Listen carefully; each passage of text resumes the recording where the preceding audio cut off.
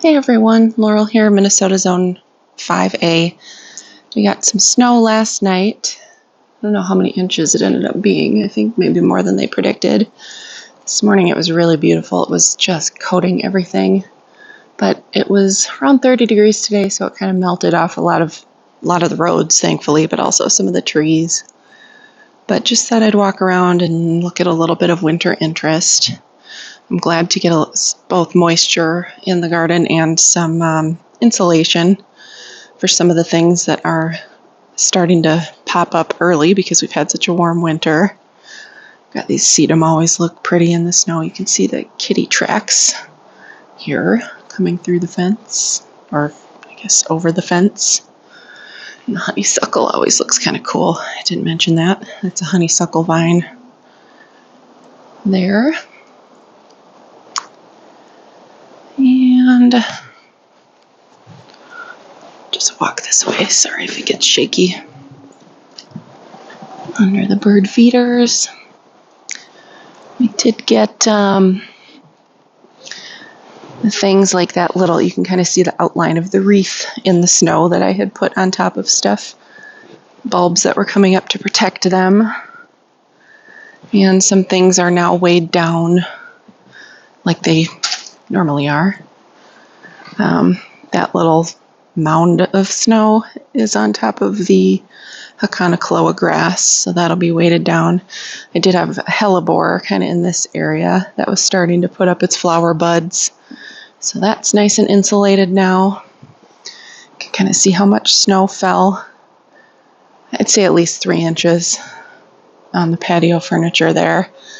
Some areas, well, even on top of the laundry pole, it gathered. It was pretty sticky because it was stayed in the 20s, so. And some of these seed heads, like this is goldenrod down here. Seed head sticking up. I have a plant support in there that I put in the fall and just kind of left it. You can even see there's quite a big pile of snow on top of this sundial thing that I have in the middle there.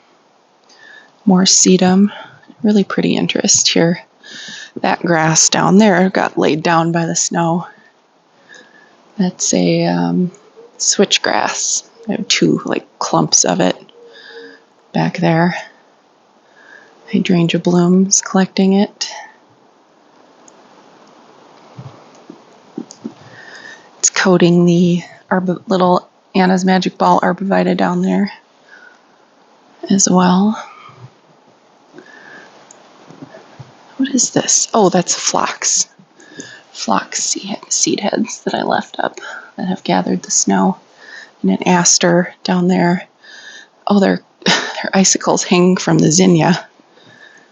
I just leave the zinnia carcasses. All of this stuff that has seeds is good forage, winter forage for birds in particular, and rodents, I suppose, but yeah, look at the icicles. It drips down. We don't have a gutter here on the back of the garage, so it drips down. I made some zinnia sickles on the zinnia carcass that is left up from last winter. And this is why I love the alliums. Allium seed heads, bee balm over here, echinacea. Look at these echinacea. Look how cute that is. I've got little caps of snow on all of them. These are Millennium Allium down here, and bee balm seed heads behind those. Those are snapdragons. And I've got a little barberry patch right there. More echinacea with their snow caps. Red twig dogwood. I don't know if you can really see the red color in this lighting.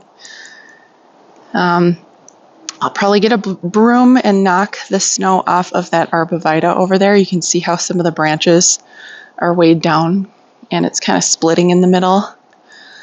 I've every year I say I'm going to tie it up, and I just never seem to get to it. So I just come out here with a shop broom and kind of gently knock the snow off to lighten the load on the branches, because they sort of have like a memory in a way, where if they stay split like that for too long, they'll kind of stick that way.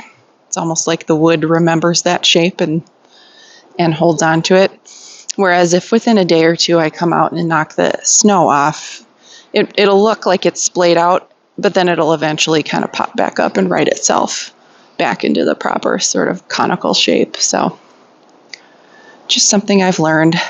I did the same thing last winter. These are very old arbivita. I mean, you can see they are fully mature. They're huge.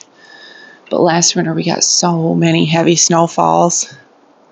And they were, a couple of branches snapped because the snow was so heavy. But I came out and with as high as I could reach with the broom, I knocked off the snow, and at least on my side of the fence, it really helped them get back into shape without sort of splitting apart. I could get pretty high with that broom. Pretty high up there, so that worked out well. Bench looks cute. They're buried in the snow. Very nice. Nice insulation here on my garden bed for the garlic. That is hibernating still. Hopefully it's not dead. That would stink. I would be pretty bummed if the garlic died over the winter. It's been so mild though. It would be really surprising. I do have backup garlic planted under that white trellis. It's like a trellis that I have laid out on its side there. Normally I have that upright on its end, and I grew my squash on it the last few years. But I planted garlic sort of in that patch of ground just as backup, because this is a new garlic bed, or a new garden bed here that the garlic is in, so I didn't want to risk it, just in case. It's a lot taller than the old garden bed, which is over there. That one will be replaced in the spring with the bigger version. These are the Vago garden beds, or this one is. But because it's so much taller, I worried that it wouldn't be as well insulated from the cold during the winter.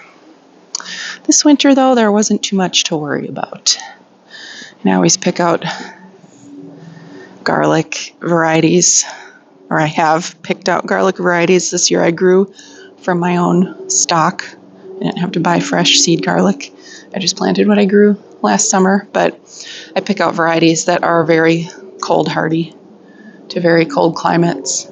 And they all survived in this bed last winter. However, they were under several feet of snow for most of the winter. There's a helicopter. Sorry if that's loud. Noisy. Seeing back here to the astilbe. Those astilbe in the black back. Okay, that helicopter's loud. We'll let it pass by.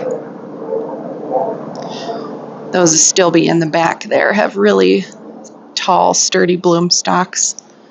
So I leave those up. They actually look really cool in like dried arrangements too in the fall. I'll just pick dried things and make some flower arrangements out of them. Got another sedum. That one's pretty piled up. Yeah. I am pleased. We need some moisture. It was really pretty.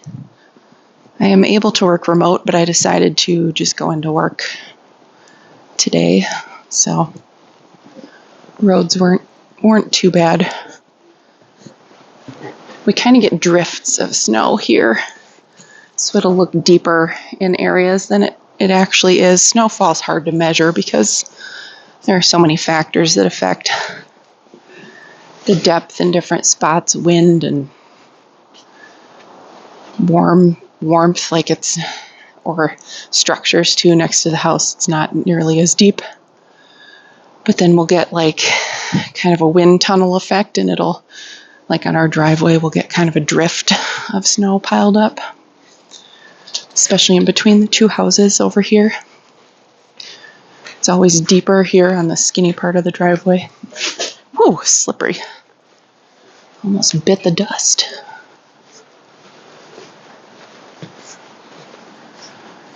Let's look up front.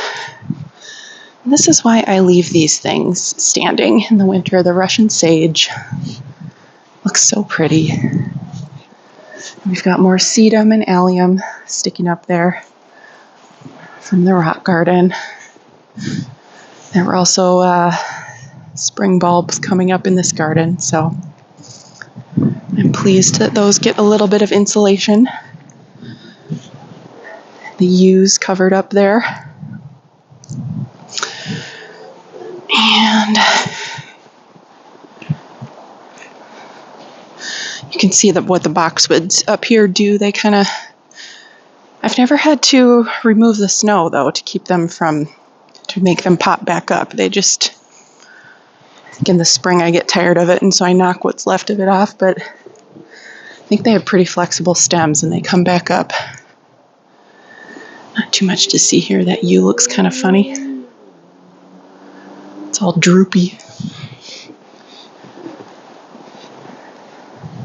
There's our annual Rudbeckia there.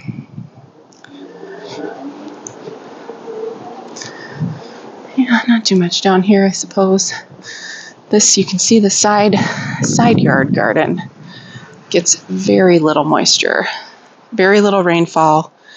The eaves are very deep, and it's such a skinny space in between these houses that even wind doesn't blow in here too much. It has to really be windy and raining sideways, which is why I cover it up with a deep bed of leaf mulch. I did see daffodils coming up from here. These usually come up first because it's so insulated next to the house.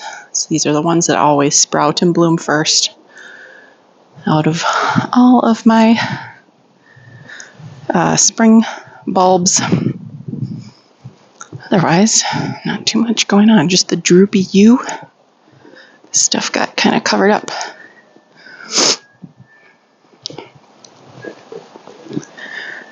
So I guess that is it. Just a little bit of a fall or winter interest tour with the recent snowfall we've had. Thank you so much for watching. Have a great day. Please subscribe.